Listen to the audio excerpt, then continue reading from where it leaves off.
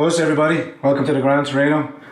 Continuing on with another selective set of interviews, I'm delighted to have the social media superstar, John Waters, back with me again today. John? Ron, how are you doing? Delighted. Great, brilliant. Thanks very much. Just returning back from our adventures in the Alps with the league in Italy. I wanted to say a big howdy ho to all the patriots out there. Thank you for taking care of me out there and for showing us around all the beautiful lake of Miori. Fantastic time. And while I'm on it, John, I brought a little trinket back just for yourself. So Giancarlo Giorgetti asked me to say hello to you and pass me on this. And I know many of our friends out there will be much appreciative of this, and I know a few heads will probably explode when they see this as well. Bravo Salvini. He's a great dude, and I think they're very passionate about him out there. He's doing some great work. They're even trying to jail him at the moment, would you believe? A Minister of State. Well, they would, the saviour of Europe, for sure. Yeah, for sure. Succeeds. I've been watching his interviews very carefully lately, and his comeback and his rhetoric. The Italian people just love him because he's just speaking straight to them. That and the fact that he's approachable. That he's a social media. He speaks directly like Trump does. He's kind of. John, I'll leave that over. Yeah, just leave it over there. He's actually doing this thing whereby he sees all this attack, this attempt to censor, this kind of racist, fascist, blah blah blah, and he says, well, okay, say what you like, call me what you like, but what I'm talking about is more important than any of that, so it doesn't hurt me, you can't get to me, and I'm going to keep going. So here's the news. I think that's a format that can be passed on to other people that are speaking. And everybody, right down to the very, everybody, every person in their own lives can actually take a lesson from that man, because that's what we all need to do to overcome this sense of horror we have of being demonized, daubed with these words. Which I've said before are like hypnotic trigger words. Yeah. Which are like because the way it works is like they're almost like cattle prods. Yeah. That they're if they want to get you into a pen, they go. Trying to shut you down. Shut the conversation down. Yeah. And everybody then, as soon as people hear that word, they kind of back away from you and they open a space up around you because they're scared of being hit with the cattle prod. Yeah, and that's kind of what people have to realise. They're just words, and the people shouting them have no idea of their meaning in history. They don't know what it means to say racist. They don't know that racism is like to gas 6 million people or something like that. It's to starve 2 million people out of their country and 1 million to death. That's racism. Racism is not having an opinion about what shape your country and your society should take. Yeah. That's an entirely different thing. Racism might be, as I've said before, walking up to a black man in the street and saying, you have no right to be here, go back to your own country. I say this again and again and again. We need to separate how we treat individual people and how we deal with the philosophical issue. There's a world of difference. Any person, in theory, any person from any nationality can come here and become Irish. I don't dispute that. He can even become as Irish as I am or more. I don't dispute that. What I do say is that 10,000 of the same people, the same nationality, if they come here, whether they're Bangladeshis or Pakistan, that doesn't work. No. Because they turn a part of our country into little Pakistan or little Bangladesh. That is not what Ireland is, can be, or will be while I'm alive. Same here for myself. We'll come back to that now in a second. I just want to turn quickly. Don't forget to like, subscribe, and press the little blue bell, and you'll be informed of other interviews, as we always say. I want to thank again to all my Italian friends out there. Thank you very much for showing me such great hospitality and a great time while we were over there. Also, a big shout out to the new patrons that have come on board and new donors. Thank you for your incredible donations and your continued support. The platform is raising, and hopefully we'll begin to see the benefits of quality in production. Thank you very much again. John, going back, Salvini, perfect. As you say, not letting words interfere with us and stuff like that. Let's go from your recent trip there with Stefan. You were on with Stefan Molyneux. Fantastic interview again. A very much needed voice out there, a big platform on social media. He's a fantastic guy. Huge presence. I didn't know that he was actually Irish. I mean, he's from Athlone, which is like only about 30 miles from where I was born myself. And, and he, this guy loves Ireland. This is an amazing thing that we need to click onto.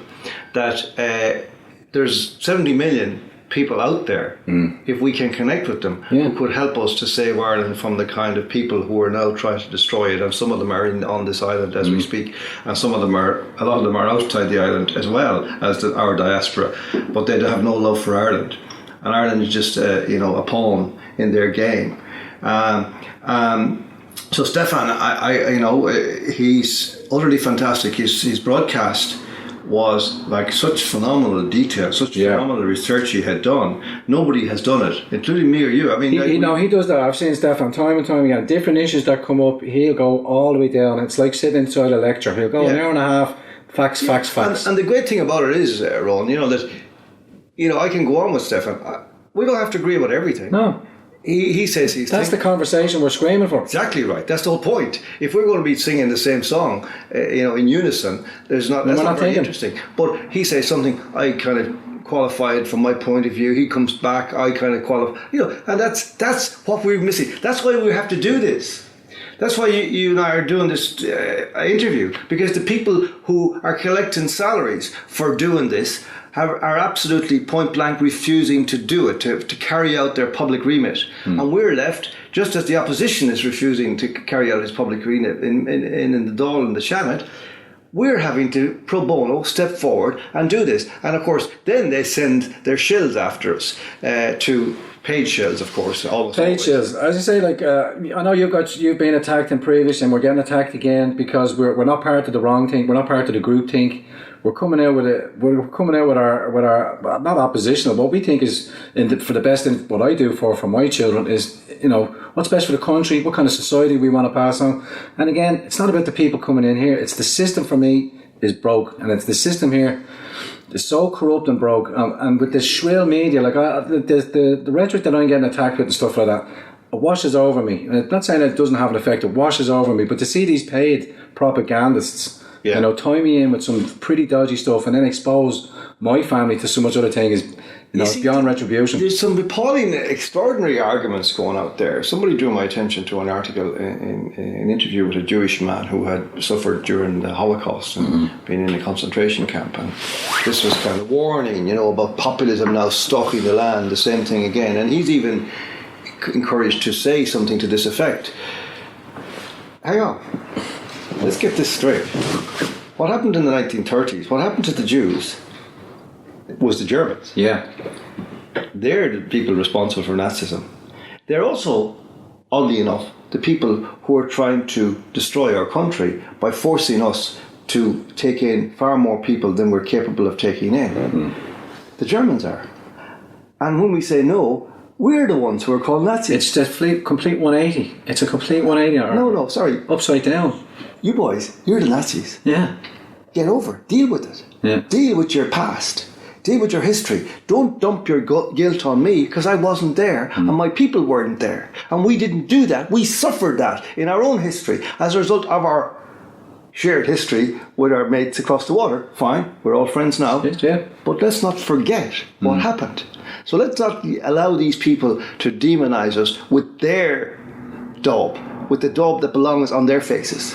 It's like the on the American side of the thing, it's like the Saul Alinsky thing. Accuse your opposition of what you're actually doing yourself. Yeah, I think it's called projection in projection, psychiatry. Yeah, that's it. And it's an amazing thing to see. Yeah. That the people are you smear your opposition and what you're actually are guilty of yourself. Yeah. The people go, oh yeah, it must be true. Well, there's that kind of terrible psychobabble cliche. Well, be careful when you point to, you're pointing four fingers back at yourself. But there's something in that.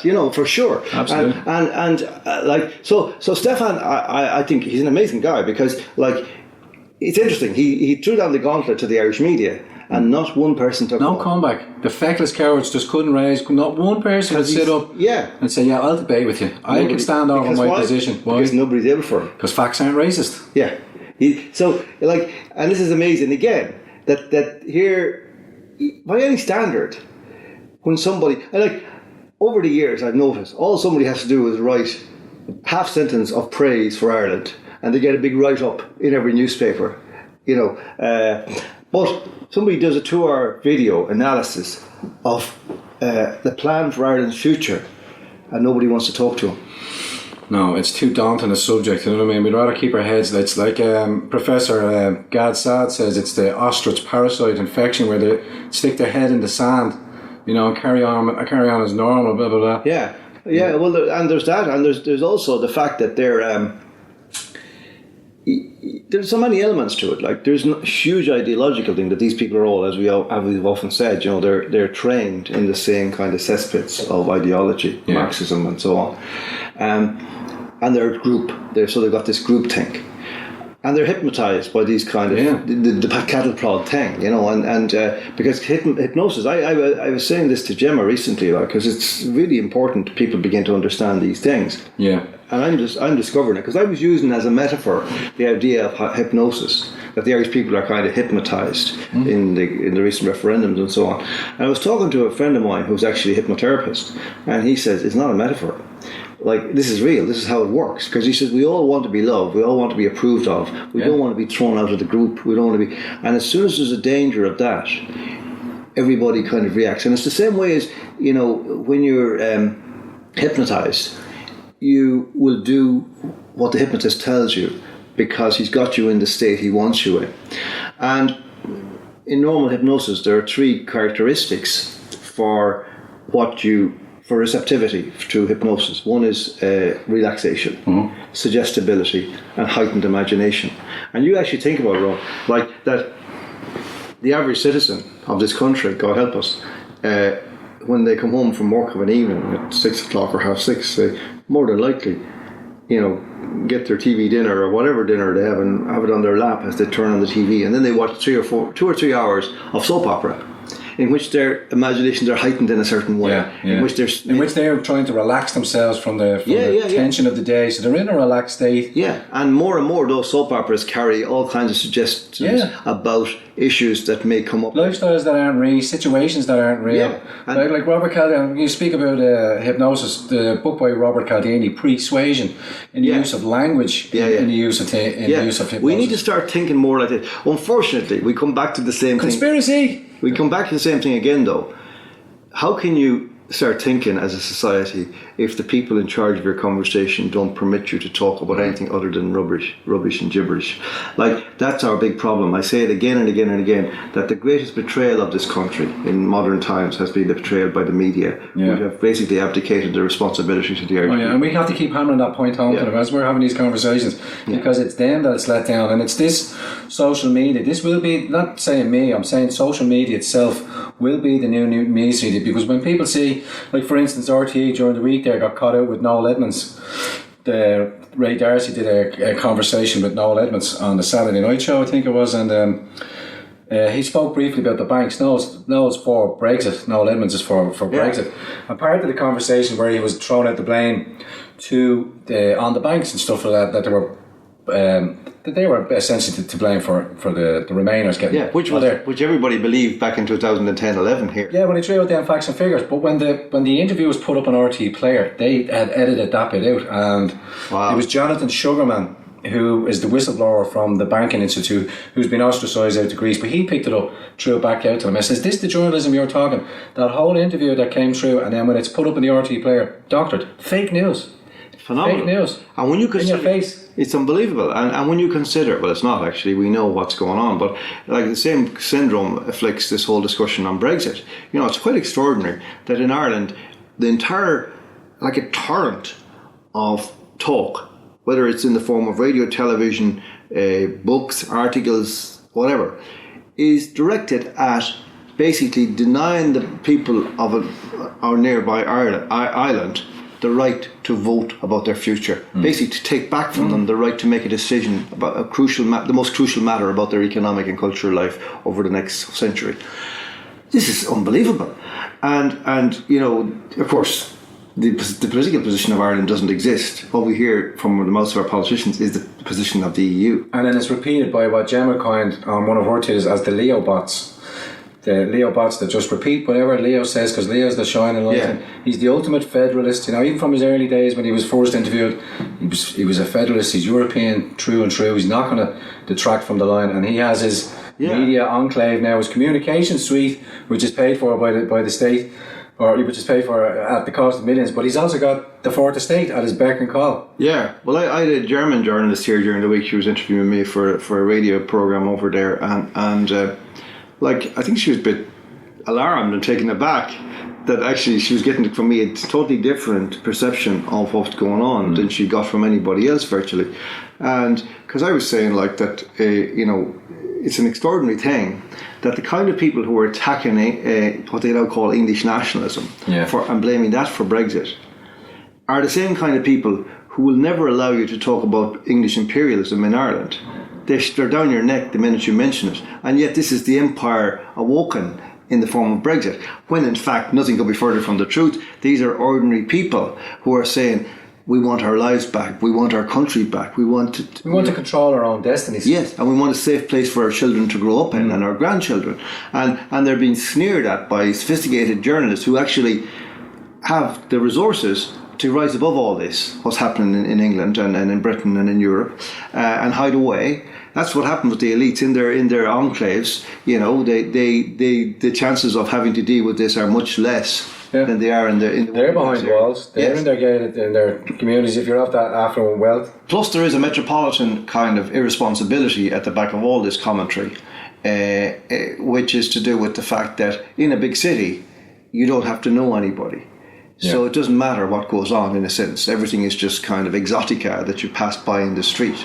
And I mean, I've often said, you know, that when I was in England, in London, for a good few years when my daughter was a little baby, you know, I was looking into this question of what is called multiculturalism, and I was fascinated by it because, you know, I was kind of attracted by that idea in a certain sense. Because, you know, rock and roll, the light for the butterfly, reggae man, you know, and all that kind of stuff. And I like the vibe, you know, in a certain sense. If you walk around Notting Hill, you know, and the carnival and all that kind of stuff. But actually, the more time I spent there, I realised, and then a few incidents, like, you know, where you see, like, I remember one night in the tube, you know, coming out of Queensway tube, and there's a lift up, you know, and there was about 6 or 8 people on the train and coming up, and you have to wait for the lift to come, and it could be like 2, 3, 4, 5 minutes, and this gang came up behind us, black guys, and they started, like, you know, harassing. Yeah, and just making certain jibey remarks, and, you know, what you scared them on, you know, and all this kind of stuff, you know, and people were pretty scared, actually. Now the lift came, and we got out of there. But I started thinking about this stuff, you know, and I've seen other incidents, you know, and I thought, this is interesting. Something to it. And I came to the conclusion that the so-called coexistence, the peaceful coexistence of all races in London, was a result of the avoidance of eye contact. I remember I know you're saying that on Steph, and I was only speaking with another friend of mine again, and we bring it back to the Irish experience as well, is because back in the day, I know everybody accused you going, oh, you want to go back to the old days and stuff like that, but it's exactly as you spoke about. I worked in the catering industry as a young man, and there's always that banter. You had your Irish waiters and all that, and there was a certain bit of crack, you know, even though the job was being done as like silver service waiters and all that, and you'd have your American clients, customers and all that, you could have the banter, you could have the crack, but before you jump onto that as well, even in the day-to-day walking on the streets, the eye contact, having a bit of crack, what's the story? That's gone because you don't know who you're talking to. Exactly right, Rowan. I mean, I remember actually, because I used to go around with my father when I was a kid, you know, and he drove a mail car. So he drove around Roscommon, and he'd be going into this post office, sub offices, and into shops and all that, you know. And that was an amazing thing. Like, you know, there's something about being out early in the morning, you know, and there's a kind of a confraternity of the early birds or something, you know, or the larks, if you like, and that they kind of, you know, there's an energy, and you walk out, and there's suddenly there'll like be a conversation that'll go tum tum tum, and you just, everybody ends up laughing. Yeah. And That's gone. Yeah. Pretty much in a lot of places, you don't get that now because there's a kind of a grumpiness that has descended on the population. But the negative thing, sorry John, the negative bit on that, I'm trying to allude to that as well, is the trust amongst all people's walking around. Because you can have that banter and you are familiar with each other, there's a certain level of trust that's gone out of the experience. Yeah, because now you can't. Yeah, well, again, I just want you to expand that but for me, what I'm picking from that is that, it's amazing to watch an Irish conversation between strangers who will actually very quickly find their common ground in a matter of a few phrases. And one of them will get a joke in that the other will get and respond to, and suddenly you've started a fire between them that ends up in an extraordinarily positive feeling between them. Now you can't really do that because you don't know who you're talking to. You don't know if they're Irish. You don't know if they're going to get the joke. You say, "What do you mean?" And they can be quite taciturn and grumpy. I found lots. But even if you're talking to Eastern Europeans and stuff like that, they have a different, I would say, sense of humour, but they won't pick up on the. Yeah, and the question is like, doesn't that have a value? Yeah. Doesn't that have a value? And I don't necessarily mean an economic value. No, it can have that as well. Just a value to the spirit of the society. Because I know that would, to be out in the morning at 4 to 5 o'clock is a hard thing to do every day. And my father did it, and I did it for a good few years as well. And working like in pumping mailbags and bales of newspapers and all that. And I did that. But there's something about that energy that allows it to become different. It changes it, and it makes you feel this is actually okay. I can do this. It's not a menial job. It's not something that drags me down. It lifts my spirit to be among these people in the morning. I'm loading papers from what they used to call the news tray, onto the van, and the banter between the guard and my father, and all of that, and it's gone. It's going because you're no longer certain who you're talking to, and everybody's being cautious and politically correct, and you can't make jokes if they're a bit off colour or whatever. Whereas the whole essence of that was all jokes were off colour. Yeah, everything.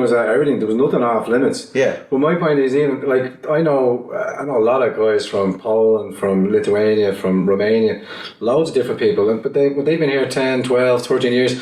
They've acclimatised. They've become used to that.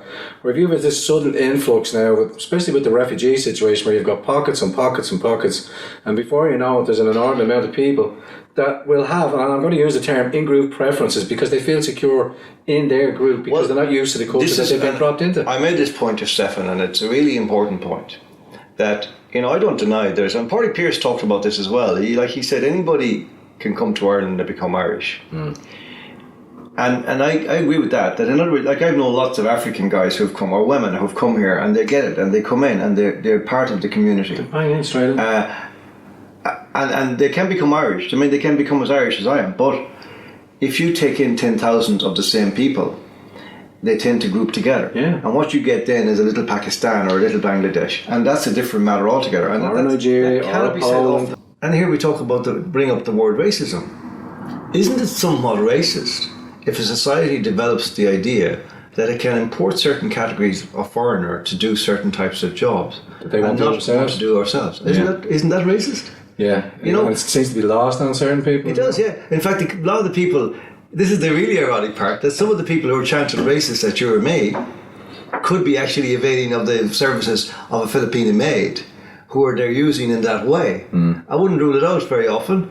I'd say it's a high probability, to be honest with you, high probability. So we need to start looking at ourselves really seriously and have some real conversations about real things, and not be afraid that you're going to misstate something, or because it's as you said with Stefan, and I'll say Jordan Peterson says it as well in another sort of sense, is you're hypothesizing, you're throwing your argument out, and you're waiting for the reaction so that you can gauge and form it and chisel it a bit better and form it a little bit better, rather than, as the media do, as you pointed out to, your first statement is your only statement. Another interesting thing about that is that what they actually do, if you drill into what they're actually doing, when they take out they fill it out, that little half sentence, to take it completely out of context, and even out of context, people say, "Well, how is that racist?" or "How is that?" But actually, it's the nearest it could get. You see, it's like, the other thing is that it's actually like every single thing any person says in public now whether it's like whether you know you're recorded or you don't know you're recorded, is to be treated as if it were the legal PR statement of a responsible politician. In other words, somebody with vast responsibilities for the stewardship of the nation said X, Y, or Z. I as a citizen speaking to you in a totally off-the-cuff manner, am subjected to the same kind of scrutiny as if I were that politician. This is bizarre. Yeah, bizarre. Because this is not what conversations are. I mean, what conversation, does somebody not learn something in? One of the participants, that I say something and you say, well, actually, I can fill you in on something there. You don't seem to know that. That's why I've always said, I always have these conversations, and even if I was to speak, as I'm often asked, you're going to speak with somebody who has a different point of view, I always listen to people as if I'm learning something, that they've got something to say that I'll learn from. Yeah, instead of actually looking for the gotcha moment. Yeah. He said this, and then you find that they've actually taken I win.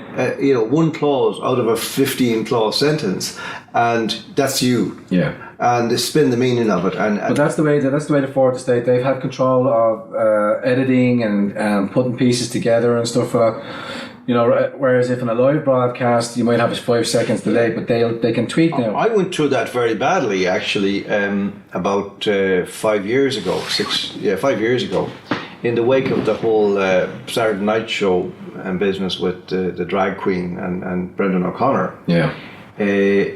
I wrote an article. I was being absolutely tormented by journalists for weeks, and I just said I'm not going to say anything. And then I wrote an article for Village magazine, and I published it and said, "Now I'm going to put out my point of view." And only one journalist actually took me up. The rest of them just walked away because it's just too factual. You see, too many facts. No, you'd homed your idea, and you'd homed it down, and you'd laid it out. And this particular journalist came after me and did an interview, which would turn into a kind of a prosecutorial session, like, did you or did you not, all this sort of stuff. And at one point, she said to me, "Are you depressed? Are you suicidal?" Which is an appalling thing to say to somebody, and it had no basis in any reality. Yeah.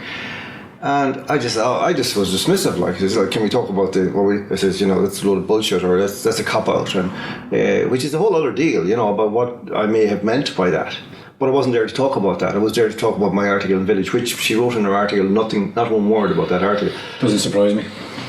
But she did actually make a headline of the fact that John Waters doesn't believe in depression. Oh. And with that, Rowan, the entire media in Ireland, as one person, came after me. People who I've been writing about male suicide for years. I've been talking about, the state of men's health, all these issues, alcoholism. Yeah. I've been on boards of alcohol bodies. I've been into, treatment centres. I've been talking to all those people and helping them in any way I could. None of these people ever wanted to speak to me. But suddenly I was getting calls from the BBC. What is your view? Why do you not believe in depression? I was getting attacked in the street on the basis of this stuff.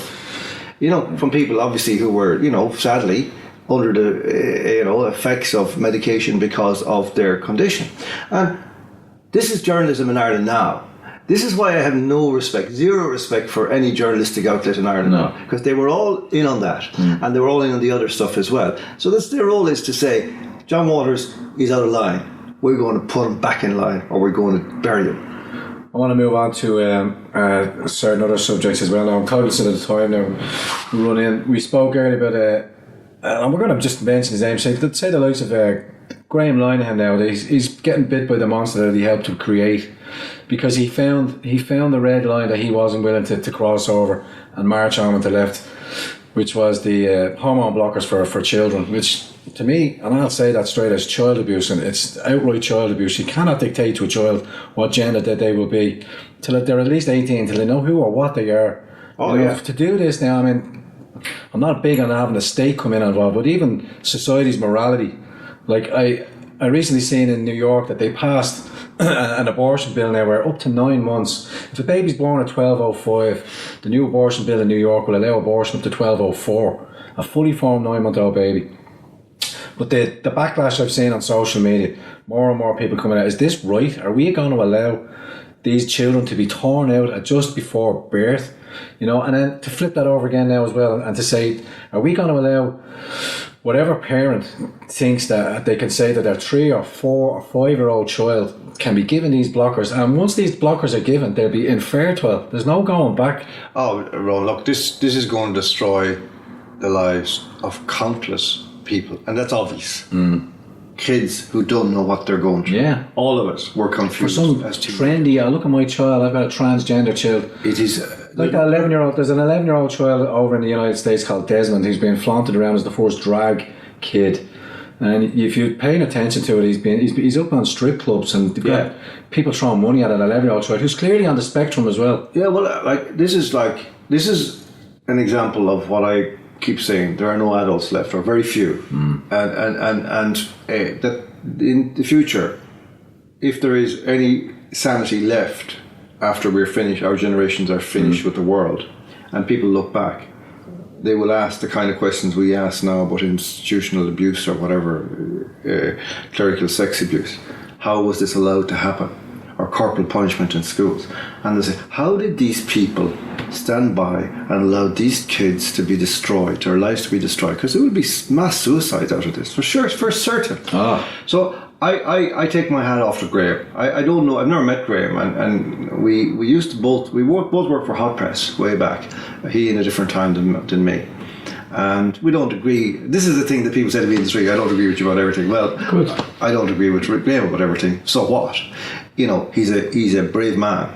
He's a courageous man, highly talented man as well. Like, you know, course, yeah. says, you know. Spoken briefly on Twitter before he blocked me. Oh well, That was about as close as I got to him. there you go. It's probably a compliment in the sense. But yeah, but he found the hill. He found the line that he wasn't going to go. Fair play, and you know, he's dead right, and he's an adult. I give him that. He's an adult who's prepared to stand up and put his name to an opinion that is dangerous. That's a hell of a lot. That's a hell of a man, you know. It's so easy to slink away, no matter what your beliefs, and hide and whisper them to your mates in the pub or whatever. No, fair play. But you see, what you said about this idea of him being savaged by, in a certain sense, the liberal. He was kind of part of that liberal kind of, you know, because he was in favour of the. Not only that, when there was a guy, Count Dackler, and he was on the bandwagon attacking him for the pug dog that was doing the Nazi salute, and he was and the Eighth Amendment thing, he was on the other side to me, and you know, I don't know if we ever crossed swords. I don't think we did, but maybe, I don't know. Anyway, that's beside the point, you know. But it's interesting that what a lot of people, and George Hook had the same voyage, that George Hook came out and made a highly emotive speech on the late in favour of gay marriage, thinking maybe that was going to buy him, you know, safe passage through this turbulent time, again, when these mobs of goons were stomping around the streets and the byroads of Ireland, seeking out scapegoats to punish and demonise and banish from their jobs and from their communities and so on. And George Hook took this position, and then, as soon as it was over, they went after him and they drove him out of his job. Now, I have to say what I've said before. I had differences with George Hook about that a whole episode, because, you know, he chose not to cover my side of the story in the drag queen episode. yeah. And fair enough, right? Fine. That's But life. he's another life. voice like, yeah, go ahead, John. Yeah, but I want to say this. Of all the broadcasters in Ireland in the last decade, George Hook is overwhelmingly the most talented, in my opinion. He's the most... Because the thing about George Hook was that, you know, he had this gigantic personality and this huge knowledge about a lot of subjects. Like, there's nobody... Very intelligent man. There's nobody that knows as much about American politics as George Hook. And everything, like, when he was standing, like, everything was him. It was George. He created this persona, but at the same time, the passion was all his, and it was directed at this microphone. And all of the personality got into the microphone and out the other side. That's an amazing thing, you know. And to see that man then broken, driven out of his job in Newstalk, The Daily Show, and replaced by a non-entity, and then it put in a siding on Saturdays where he was pre-recorded, the ultimate insult to a professional broadcaster. Dropping him down. And eventually I saw somebody sent me his final tweet where he said, there was a line in which, like, kind of was heartbreaking, you know. He said, now it's time for this old man to hang up his microphone. I remember saying that, yeah. And that was sad. I kind of thought, you know, like, the kind of differences I would have had with George were the kind we could easily banter out on the Yeah, show. you could go backwards and forwards. And we He often had did. the Democrat or the Republican. No, sorry, the Democrat from the United States, Michael or something, he used to bring on every way, and the banter about two opposition positions. We used to have dogfights on his show, myself and himself, you know, about what do you call that? The Quinn family, you know. Yeah. And I remember that was a big one. And then about clamping, we had another one. And it was like, but we'd be at the same time as going at each other, we'd end up rolling around the place laughing, you know. And he was a great spirit, a great personality, and had another, I would say, at least another decade in him as a broadcaster. There's nothing stopping George, like Bill Riley did over there, getting on social media, and he'd have an instant audience that would jump on. Sure, he would. If he wanted, if he chose, like maybe he's enjoying with his good lady wife, and now he often speaks about his good lady wife and all that. Maybe they're off enjoying their time together now, and she's delighted to have him. Yeah, maybe he got tired of it. To herself. Maybe he got tired of it. Maybe, but that's the thing, you know. When you I suppose you do get tired as you go older. You know, I'm kind of aware of it myself, but for something big, you have to forget that and you know find that energy somewhere.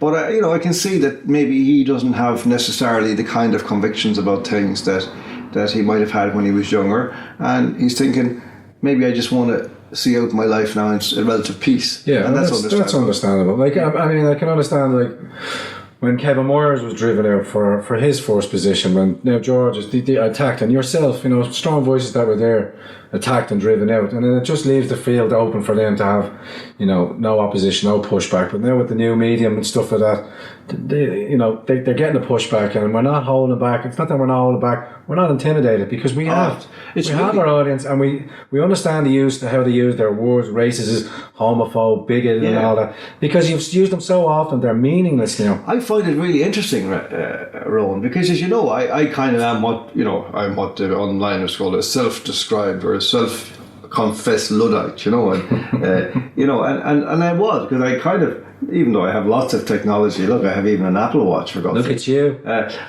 but breaking that boomer thing, isn't it? Yeah, but you know, I'm ambivalent about it in lots of ways, and I don't share your social media thing. I kind of think is questionable and dodgy. I get that. All that, and that's fine.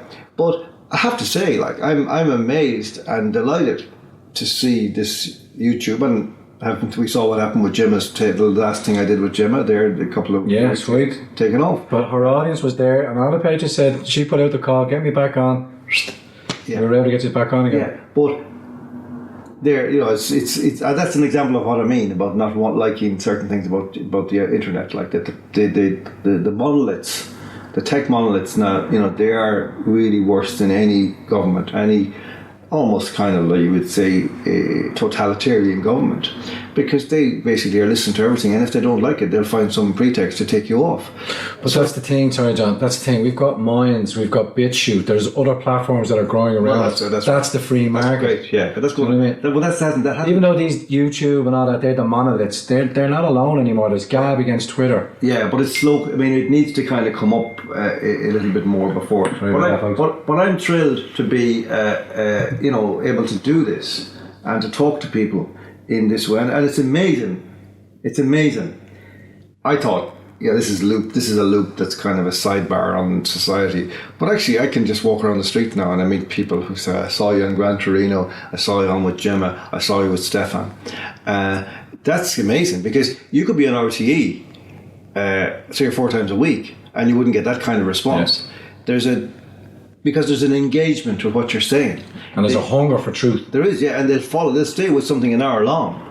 Whereas on RTE you wouldn't get... Because you don't have the ads, you don't have the break, and there's a subject there and there's a personality that you like, and it's engaging, and it's free then, it's not scripted as such. And when my book was out there before Christmas, plug time, give us back the back books. Yeah. I was going to ask you about the book, and it's got reprinted again, so there's again. That's down to this. Yeah. Largely. I mean, some local radio, a small amount of local radio, really good interviews on local radio, maybe have 4 or 5 in the West. Nothing else in the But then Gemma pointed out that it was tucked away in the back books, and then her audience went out and actively saw it again. I said, why have you got that book back there? Yeah. Why are you censoring? You're supposed to be all of that stuff. So they don't know what to do. The media are like, this is a real chink of light for anybody who's been pushed out. And I've been saying to Kevin Myers, get your book out. do this. Get on YouTube. Get online. Start talking to people because George, come on the show. Oh, sorry, George. Kevin, come on the show. You see, Kevin,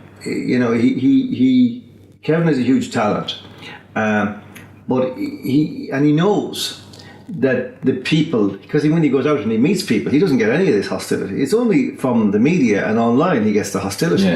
You know, and he's demonized online, and it's appalling because it's the opposite of the truth about Kevin. You know, about that he's an anti-Semite. He is the opposite of an anti-Semite, whatever that is. He is as far from being an anti-Semite. But they had to run themselves at that time when Kevin was getting attacked. Now they don't. Now the truth can come back out, or now the context of the conversation. But Kevin knows that when you go out and do a little speech somewhere down the country, people come out to see, and they come up and they're as warm and as they say to him, don't necessarily agree with everything you say, but you know, you're a great speaker, you're a great writer, keep it going. And that's what people want in their democracy. They don't want, why would people want only people they agree with to be permitted to speak? Who would want that? The people who want to take control of our country and turn it into something else. They're the people that we should be turning around and looking at now and say, what's your problem with what he says? What's your problem with what he said? What's the problem? Can't everybody have their place? Let's just all talk to each other and see what happens. Well, we're getting to that stage. Unfortunately, John, we've run out of time. There was a myriad of other things, and hopefully before the new social media giants come and grab your attention after your interview with John, that you'll come back and grace the Grand Torino a few more times with a few more conversations. John, thanks very much. Thanks very much for another interview today, and continued success with the book. Thank you. Don't forget. Bring us back to Bad Roads, John's book. Let's just keep plugging it because it's the book at the time. Another couple of articles that you have on tow as well. Keep an eye out for a couple of articles. I'm going to be writing about in First Things in American magazines online about the 30 pro-European intellectuals who have come out against populism. Which is and a little bit of the 1930s stuff thrown in there as well, I look forward to reading that. Again, that's called Reductio ad Hitlerum. And you're going above my pay grade there. Sorry, son. Just going to be, the Grand Torino is going to be jumping around. The 31st, I think, is the climate tax. Our regs that are holding a demonstration against the carbon tax. Another means of control from the government trying to burden the person. Pretty soon, sooner or later, the Lafer curve is going to come around, and people will realise you can only tax the economy so much before the Lafer curve kicks in. But we digress. That's another conversation. Didn't get to talk to you about the Wicklow Mountains being used as training camps. Didn't get to talk to you about the abhorrent crime that happened to an 80-year-old woman last week. And I just want to mention that there now. We will talk about them subjects, but just unfortunately we've run out of time. So with that, I want to thank John for another great and thrilling conversation again. I hope you enjoyed these conversations, and we'll bring them some more important guests coming on as we go forward. Please, I implore you, I beseech you, I importune you, don't forget to press the like button, press the subscription if you're new to the channel, if you've enjoyed these conversations. Also press the little blue bell and you'll be reminded of future conversations here on the Grand Torino. Can't thank, one more shout out again, can't thank all my Italian friends for the great time that we had over there. And with that, we'll see you again on the next Grand Torino. Wuss.